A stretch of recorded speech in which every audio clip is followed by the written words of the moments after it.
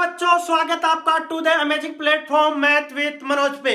आज से हम स्टार्ट कर रहे हैं 12th मैथ की क्लासेस और आज से हमारा पहला चैप्टर जो है वो है रिलेशन एंड फंक्शन।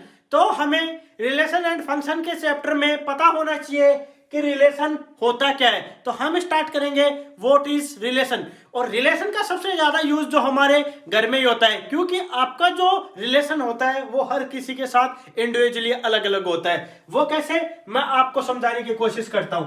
जैसे ये आपका एक घर है, इसमें आप रहते हो, आपके पापा रहते हैं, आपकी मम्मी रहती है, आपकी सिस्टर रहती है, ठीक है। उनको मैं पी एम और एस से डिनोट कर रहा हूं, आपको मैं बी से डिनोट कर रहा हूं, और ए आपका एक कोई घर है।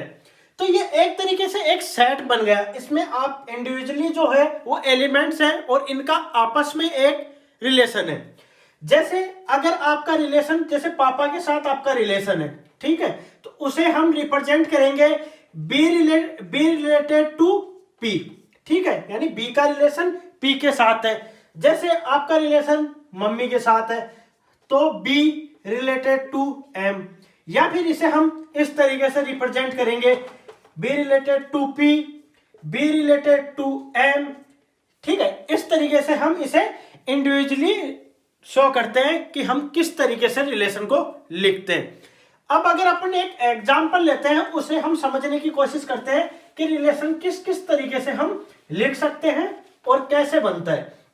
उसके लिए हम एक जनरल एग्जांपल लेते हैं, general in the sense theoretical तरीके से समझ सकते हैं, फिर बाद में हम मैथमेटिक रूप से समझने की कोशिश करेंगे कि रिलेशन एंड फंक्शंस में हम क्वेश्चन किस तरीके से सोल्व करते हैं। उसके लिए जैसे आप 12th क्लास में हैं, तो आपकी जो क्लास 12th है उसके आप स्टूडेंट हैं, उसी प्रकार से आपके जो स्कूल है उसमें क्लास 11th भी होगी। तो आपका 12th क्लास के जो बच्चे हैं उनका 11th क्लास के बच्चों के साथ कोई ना कोई रिलेशन होगा। वो किस तरीके का रिलेशन हो सकता है, किस तरीके से हम उसे डिफाइन कर सकते हैं, वो मैं आपको बताने की कोशिश करता हूं। जैसे मान के चलते हैं कि क्लास 12th में जो बच्चे हैं उनको हम ए से रिप्रेजेंट कर रहे हैं और क्लास 11th में उन्हें बी से रिप्रेजेंट करते हैं।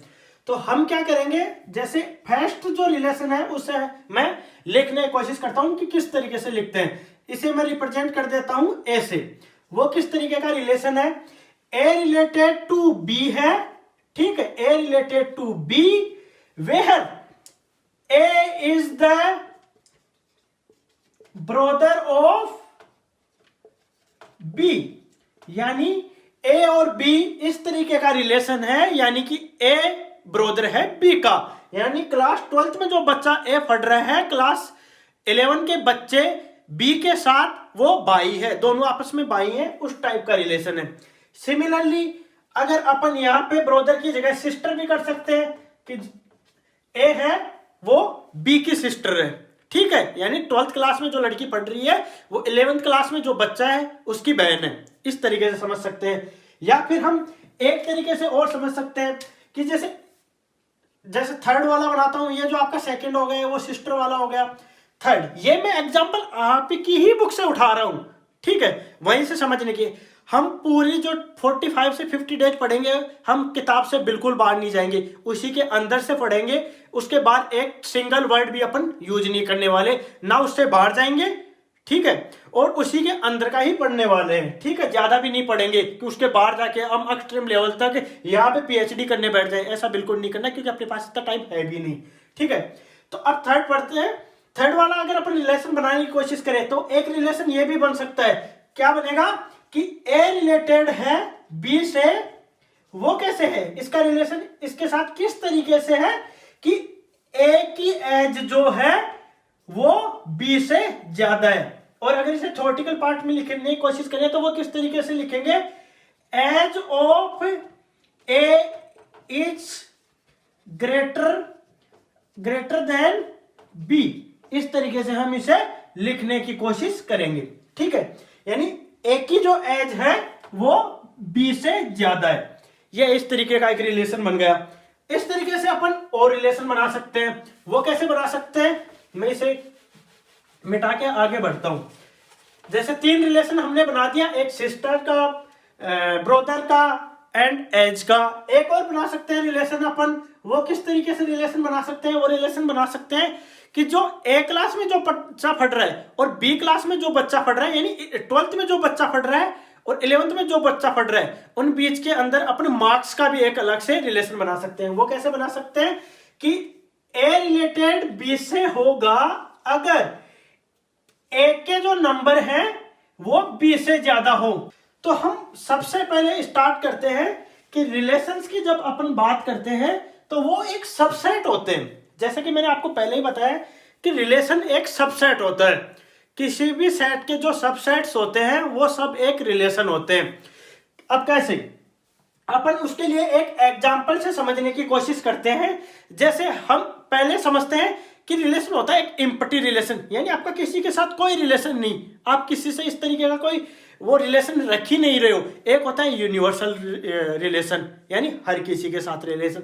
अब इस थ्योरेटिकल पार्ट को मैं थोड़ा मैथमेटिकली आपको समझाने की कोशिश करता हूं। उसके लिए मैं आपके लिए एक एग्जांपल लेता हूं कि एम्प्टी रिलेशन और यूनिवर्सल रिलेशन को अपन समझे कैसे। जैसे A इक्वल टू एक सेट लेता हूं जिसमें 1 2 3 4 इस तरीके का एक नंबर है, ये एक सेट है, ठीक है। अब मैं रिलेशन डिफाइन करने की कोशिश करता हूं मैथमेटिकली। गलती से बोल दिया, रिलेशन किस तरीके से डिफाइन होता है। अब रिलेशन किस तरीके से डिफाइन होता है, जैसे मैं रिलेशन डिफाइन कर रहा हूं, रिलेशन इज इक्वल टू यहां होगा रिलेशन क्या होगा, A comma B belongs to R, यानी relation if R is equal to A minus B equal to 10 हो जाए, तो हम इस तरीके का एक रिलेशन डिफाइन करेंगे। अब आपको लगता है कहीं ना ऐसा पॉसिबल हो सकता है कहीं कि दिया हुआ जो ऊपर की साइड में अपन को सेट है उसमें से अपन A और B चूज करें, उनको माइनस करें तो अपन को 10 मिल जाए। लगता है आपको कहीं मिलेगा? कोई भी, जैसे इसको A मान लूं, इसको B मान लूं, या फिर इसको A मान लूं, इसको B मान लूं, कुछ भी मान लूं मैं, तो कहीं लगता है आपको कि इसको माइनस करने पे 10 होगा? कहीं नहीं होता, ऐसा हो ही नहीं सकता। इस वाले सेट में, मैं पर्टिकुलर इस वाले सेट की बात कर रहा हूं, इस वाले सेट में ऐसा पॉसिबल नहीं है। इसलिए क्या होगा, ऐसा कोई रिलेशन बनेगा ही नहीं, तो ये होगा एम्प्टी रिलेशन, ठीक है। ये क्या होगा, एम्प्टी रिलेशन, ठीक है। अब इसी सेट में एक अलग रिलेशन में डिफाइन करने की कोशिश करता हूं, वो क्या, A रिलेटेड टू B, और जो रिलेशन है वो रिलेशन इस तरीके का है कि mode of A minus B है वो ग्रेटर देन इक्वल 0। ये जो क्वेश्चन है मैं आपकी ही बुक से पढ़ा रहा हूं, ठीक है। ये कहीं अलग से नहीं आ रहा, आप बुक खोल के देखना, या आप साथ में लेके बैठो इस वीडियो को, अगर आप देख रहे हो तो आप उसी में देखो, मैं वहीं से बताने की कोशिश कर रहा हूं, तो आपका एग्जाम्पल भी एक तरीके से क्लियर हो जाएगा। अब वो देखो आप, A minus B is greater then 0। अब ये क्या हो गया, अगर अपन इसमें से कोई भी एलिमेंट उठाते हैं, 1 उठाओ, 2 उठाओ, 3 उठाओ, या फिर 4 उठाओ, कुछ भी उठाओ, इसको A मान लो या इसको B मान लो, किसी को कुछ भी मानो, और अगर आप इस पे यहाँ पे पुट करते हो, जैसे मैं 1 और 2 ले रहा हूं, जैसे 1 इज रिलेटेड टू 2, वो कैसे, ये किस रिलेटेड कैसे होगा, मैं पहले से क्यों बोल रहा हूं, क्योंकि अगर 1 माइनस 2 मोड ग्रेटर देन 0 कर रहा हूं, तो ये क्या हो गया, 1 हो गया, जो कि ग्रेटर देन है 0 से। मतलब आपने जो रिलेशन हमारे लिए जो डिफाइन कर रखा है वो हमने सही कर दिया, इस वजह से ये 1 रिलेटेड हो गया 2 से। इस तरीके से ये क्या हो गया, ये हो गया यूनिवर्सल रिलेशन। ये क्या हो गया, यूनिवर्सल रिलेशन, ठीक है। ये आप समझ गए कि एम्प्टी रिलेशन और यूनिवर्सल रिलेशन क्या होता है। अब अगर आपकी एग्जाम में कहीं पे आपसे ये पूछ ले इन थ्योरेटिकल पार्ट कि 1 नंबर के 2 नंबर के क्वेश्चन में कि what is universal relation, what is empty relation, तो अगर इन थ्योरेटिकल पार्ट 1 या 2 नंबर के क्वेश्चन में आपसे एम्प्टी रिलेशन और यूनिवर्सल रिलेशन के बारे में आपसे कोई पूछ ले, तो आपको उस पर लिखना है कि एम्प्टी जो रिलेशन होता है, A relation in A set is called empty relation if no element of A is related to any element of A, that is, ये क्या हो गया, R equal to 5 subset of A cross A। जो relation होता है वो subset होता है, जो मैंने आपको पहले ही बताया। और जो इस तरीके का जो रिलेशन अपने पास बनेगा, यानी किसी अदर एलिमेंट से रिलेट नहीं करेगा, उसे हम, कोई भी एक रिलेशन अगर किसी सेट में नहीं बनता है तो उसे हम एम्प्टी रिलेशन बोलते हैं। और यूनिवर्सल रिलेशन में क्या होगा कि हर एक जो एलिमेंट होगा वो किसी दूसरे एलिमेंट के साथ किसी ना किसी रिलेशन में बंधा होगा, उसे हम यूनिवर्सल रिलेशन बोलेंगे। हर एक एलिमेंट की यहाँ पे बात हो रही है। और ये दो जो रिलेशन होते हैं उन्हें कहीं ना कहीं ट्रिवियल रिलेशन भी बोला जाता है, ठीक है। अब बात आती है आगे की कि हम इन सब रिलेशन को पढ़ रहे हैं, तो एक एग्जाम्पल के जरिए, जैसे मैंने आपको पहले ही बताया है, वैसे इसके लिए क्लियर करने के लिए मैं आपको एक एग्जाम्पल और बता देता हूं। इम्पटी रिलेशन क्या होता है? इम्पटी रिलेशन वो होता है जिस रिलेशन में एक भी रिलेशन अपन को नहीं मिले, जिस सेट में अपन को एक भी रिलेशन नहीं बने, उसे हम इम्पटी रिलेशन बोलते हैं। और अगर सब जो भी अपन एलिमेंट अगर किसी सेट से चूज करते हैं, वो एलिमेंट उस सेट के किसी दूसरे एलिमेंट के साथ किसी भी स्थिति में रिलेटेड है, कोई भी कंडीशन लगा के अगर रिलेटेड है, जो कंडीशन अपन को गिवन है, किसी एक्सटर्नल की बात नहीं कर रहा मैं कि आप कहीं खुद से रिलेशन बना के आप चिपका दो, नहीं, जो अपन को रिलेशन दिया है उस हिसाब से अगर वो उसमें किसी भी अलग एलिमेंट के साथ रिलेटेड है तो वो उस यूनिवर्सल रिलेशन में आएगा। अब वो कैसे, मैं आपको एक एग्जांपल और लेके क्लियर करने की कोशिश करता हूं। जैसे एक बॉयज स्कूल है, ठीक है, जिसमें ओनली बॉयज ही पढ़ते हैं, तो आपको दो रिलेशन दिए हुए हैं। दो रिलेशन कैसे दिए हुए हैं कि उस स्कूल में पढ़ने वाला ए और बी जो बच्चा है वो रिलेटेड है। वो किस तरीके से रिलेशन है उन दोनों का कि ए है, A is the sister of B. एक रिलेशन आपको ये दिया हुआ है और एक रिलेशन डैश ये दिया हुआ है, जो मैं अभी आपके इसी एग्जांपल में जो दे रखा है आपकी बुक में से वहीं से उठा लेता हूं। ये दिया हुआ है the difference between height of A and B is less than 3 metre, ठीक है।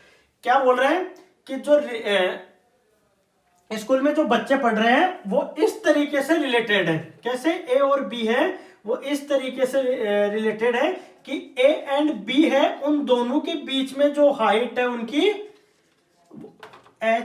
हाइट जो है वो 3 मीटर से कम है, ठीक है। किस तरीके से? 3 मीटर से कम है हाइट, ठीक है। जो हाइट है वो 3 मीटर से कम है जितने भी बच्चे हैं। अब दो रिलेशन अपन को यहां पे मिल गए, एक आर है एक आर डैश है। तो बॉयज जो स्कूल है वहां पे आपको कहीं लगता है कि पहले वाला रिलेशन सही होगा। बॉयज स्कूल है उसमें इसका मतलब कोई गर्ल्स नहीं है, गर्ल्स नहीं है तो सिस्टर तो हो ही नहीं सकती, तो ये वाला जो रिलेशन होगा वो क्या होगा? Empty relation. और ये वाला जो रिलेशन होगा, जो भी बच्चे पढ़ रहे हैं 3 मीटर, 3 मीटर का मतलब 9 फुट, डिफरेंस 9 फुट से कम, उससे कम है, तो डेफिनेटली है किसी के बीच में 1 फुट का होगा, 2 फुट का होगा, 3 फुट का डिफरेंस होगा, तो उन सबके बीच में 3 मीटर से तो कम ही हुआ ना डिफरेंस, तो ये तो यूनिवर्सल हो गया। तो ये क्या हो गया? यूनिवर्सल रिलेशन, ठीक है। तो इस तरीके का जो रिलेशन अपन पढ़ने वाले हैं वो होते हैं इम्पटी रिलेशन और यूनिवर्सल रिलेशन। अब हम आगे प्रोसीड करते हैं, आगे की तरफ बढ़ते हैं। इन बिटवीन अगर कोई एग्जांपल रह रहा है उसे आप खुद से ट्राई करिए, और अगर आपसे क्लियर नहीं हो रहा कि कोई क्वेश्चन कोई डाउट रह रहा है तो आप एग्जांपल के साथ डालिए, नीचे कमेंट सेक्शन में डाल दीजिए। आप कमेंट सेक्शन में लिखिए कि सर एग्जांपल नंबर 10 ये वाली प्रॉब्लम कैसे सॉल्व करें, वो मैं आपको वहीं पे या तो मैसेज के थ्रू बता दूंगा या नेक्स्ट वाले वीडियो में मैं क्लियर करने की कोशिश करूंगा। अब बात आती है इक्विवेलेंस रिलेशन की। किस चीज की बात आती है? हम पढ़ेंगे इस वाले चैप्टर में एक्सरसाइज 1.1 में हम क्या पढ़ने वाले हैं? इक्विवेलेंस रिलेशन होता क्या है, ठीक है। क्या पढ़ेंगे? Equivalence relation. इक्विवेलेंस रिलेशन क्या होता है? तो इक्विवेलेंस रिलेशन पढ़ने से पहले हमें 3 रिलेशन के बारे में पता होना चाहिए। वो कौन से हैं? रिफ्लेक्टिव, सिमेट्रिक और ट्रांजिटिव। 3 रिलेशन। कौन से रिलेशन? रिफ्लेक्टिव, सिमेट्रिक और ट्रांजिटिव। मैं इनको इन शॉर्ट शो कर रहा हूं, ठीक है, ताकि टाइम ज्यादा वेस्ट ना हो। उसे हम किस, जैसे अब रिफ्लेक्टिव जो रिलेशन है उसे हम किस तरीके से शो करेंगे? इफ ए अगर कोई सेट का एलिमेंट है तो वो खुद के साथ रिलेटेड होना चाहिए। इस तरीके के रिलेशन को हम क्या करेंगे? रिफ्लेक्टिव रिफ्लेक्टिव रिलेशन, सही बात है, उसे हम क्या बोलेंगे, रिफ्लेक्टिव रिलेशन। और जो ए है वो ए क्या होगा, वो बिलोंग करेगा ए से, ए जो ले रहे हैं वो all A belonging to A. बात करते हैं अगर सिमेट्रिक रिलेशन की। सिमेट्रिक रिलेशन का मतलब क्या हो गया, अगर if A related to B, if A related to B, यानी अगर ए बी से रिलेटेड है और ऐसी कंडीशन को अगर सिमेट्रिक रिलेशन होना है तो उसका बी रिलेटेड टू ए होना जरूरी है for all A comma B belongs to A. ठीक है, अगर ए रिलेटेड टू बी है उसका सिमेट्रिक रिलेशन होने के लिए बी रिलेटेड टू ए होना कंपल्सरी है। अगर ऐसा नहीं होता तो वो सिमेट्रिक रिलेशन नहीं होगा। और अगर एलिमेंट ए दिया हुआ है तो ए का खुद के साथ रिलेशन होना जरूरी है, तभी वो रिफ्लेक्सिव रिलेशन होगा। समझ रहे हो, मैं जो लाइन बोल रहा हूं उसको बहुत ध्यान से सुनना है, क्योंकि अगर ये समझ में नहीं आ रहा तो फिर आगे का जो चैप्टर है, जो क्वेश्चन आप सोल्व करने जाओगे वो बिल्कुल समझ नहीं आएगा। अब बात करते हैं ट्रांजेक्टिव की। ट्रांजेक्टिव, अब ध्यान देखना, यहां पे इफ है, बाकी में इंप्लाइज कर रहा हूं, जो ये भी ध्यान देने वाली बात है। इफ अगर अपन को ये है तो वो होना चाहिए।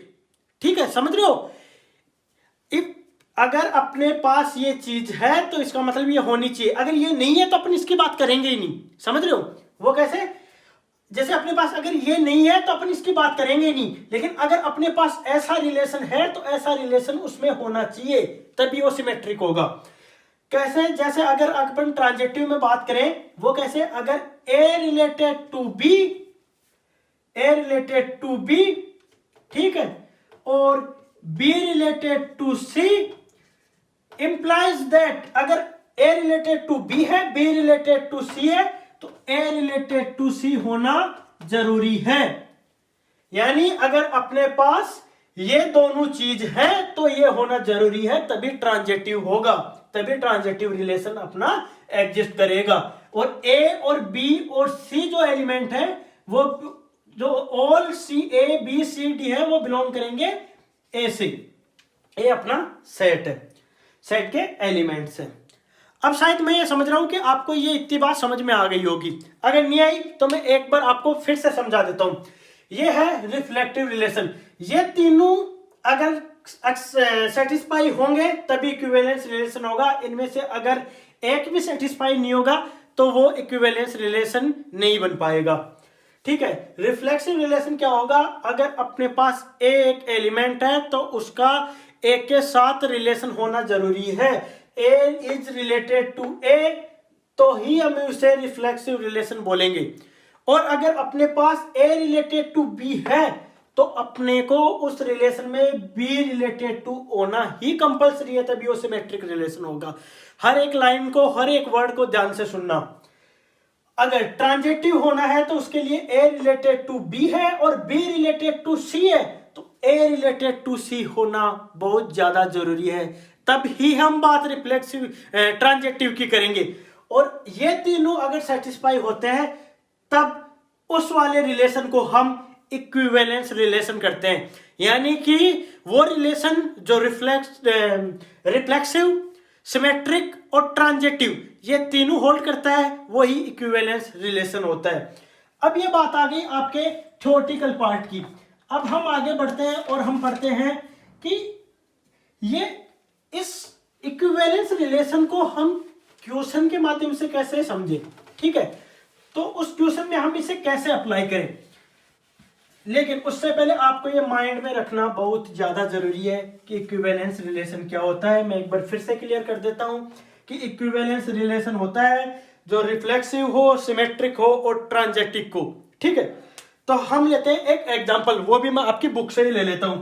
वो एग्जांपल है, अगर a इक्वल टू 1 2 3, ठीक है, और रिलेशन जो गिवन है वो रिलेशन किस तरीके का गिवन है, रिलेशन गिवन है 1 1 2 2 3 3 और 1 2 और यहां पे दिया हुआ है 2 3, ये आपको रिलेशन दिया हुआ है।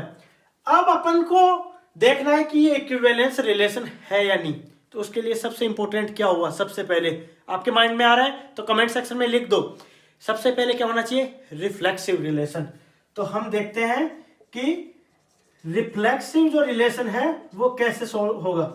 रिफ्लेक्सिव रिलेशन में क्या होगा कि अगर अपने पास ए है तो ए के साथ रिलेशन होना चाहिए, खुद के साथ रिलेशन होना चाहिए। जैसे यहाँ पे अगर मैं 1 लेता हूं तो 1 का 1 के साथ रिलेशन है। अगर मैं यहाँ पे 2 लेता हूं तो 2 का 2 के साथ रिलेशन भी गिवन है। अगर यहाँ पे मैं 3 लेता हूं तो 3 का 3 के साथ भी रिलेशन है, यही एलिमेंट सेट में। तो इस रिलेशन में भी वो सब आ चुका। अब बात करते हैं हम सिमेट्रिक की, ठीक है। अब बात करते हैं सिमेट्रिक की, यानी रिफ्लेक्सिव तो ये है, ये तो हो गया अपना क्लियर, रिफ्लेक्सिव है। अब बात करते हैं सिमेट्रिक की। तो सिमेट्रिक की बात करने के लिए अगर मैं सबसे पहले बात करूं 1,2, अगर 1,2 है यानी a, b है तो b, a, b होना चाहिए। समझ में आई? सिमेट्रिक के लिए अगर a, b है तो b, a, b होना चाहिए। 1,2 है तो 2,1 भी होना चाहिए रिलेशन में, यानी 2,1 भी होना चाहिए। तो 1,2 गिवन है तो 2,1 की बात करें तो 2,1 तो इस रिलेशन में कहीं पे गिवन ही नहीं है। इस वाले रिलेशन की बात कर रहा हूं जो गिवन रिलेशन है, इसमें 2,1 अपने पास नहीं है। तो सिंपल सी क्या हुआ, नॉट सिमेट्रिक। अब बात करते हैं ट्रांजिटिव की। ट्रांजिटिव की बात कैसे करेंगे कि अगर अपने पास गिवन जो रिलेशन है वो ट्रांजिटिव है या नहीं है, उसके लिए हम बात करेंगे कि पहले ये a, b है और b, जो c है वो गिवन है तो a, c, b होना चाहिए। अगर ये दोनों का रिलेशन है तो इसका रिलेशन भी होना चाहिए। इन सिंपल आप ऐसे समझ लीजिए। तो हम लेते हैं a, b, यानी अगर अपन ले यहां पे 1 लेते हैं 1,2, 2,3 गिवन है रिलेशन, 1,2, 2,3 गिवन है, 1,2 a, b, c गिवन है। तो यानी 1,3 होना चाहिए, तभी तो होगा ना। अगर ये होगा तो ये होना चाहिए, अब ये अपने पास है तो ये होना चाहिए, ट्रांजिटिव रिलेशन तभी तो सेटिस्फाई होगा। जबकि ऐसा तो हो ही नहीं रहा, अपन को मिल ही नहीं रहा, यहाँ पे 1,3 कहीं है ही नहीं, तो ये क्या होगा, नॉट ट्रांजिटिव। ठीक है, तो ये ट्रांजिटिव नहीं है, यानी ये जो अपन को रिलेशन दिया हुआ है ये रिलेशन रिफ्लेक्सिव रिलेशन है, ना सिमेट्रिक है ना ट्रांजिटिव है, तो इक्विवेलेंस तो होगा ही नहीं। तो आज के लिए हम इस वीडियो में इतना ही समझते हैं और नेक्स्ट वीडियो में हम एक्सरसाइज को स्टार्ट करने वाले हैं। एक्सरसाइज के एक एक क्वेश्चन को वहां पे हम सोल्व करेंगे। और इन बिटवीन अगर आपको इस वाले वीडियो में कहीं पे कोई प्रॉब्लम आ रही है तो आप कमेंट सेक्शन में जरूर पूछ सकते हैं और अपने फ्रेंड्स के साथ शेयर करना बिल्कुल मत भूलना। Thank you.